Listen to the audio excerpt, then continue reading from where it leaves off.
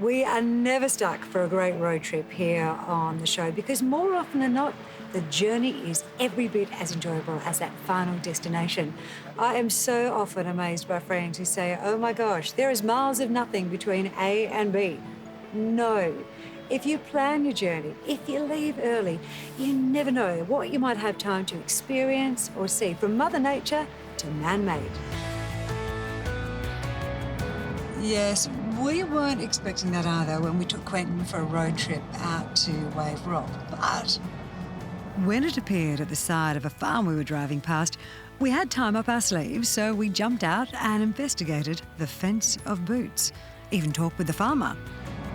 And nowadays, we often talk about that fence of boots out near Hyden. Wasn't that fantastically weird? And it was.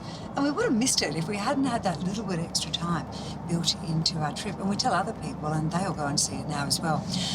Do you know, another really great time to plan a road trip in WA is wildflower season. And you need to have that little bit of extra time built in there as well.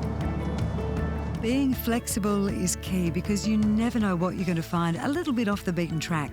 When we did our wildflower season, Trev discovered that people going before us were marking the best spots with tape on the side of the road.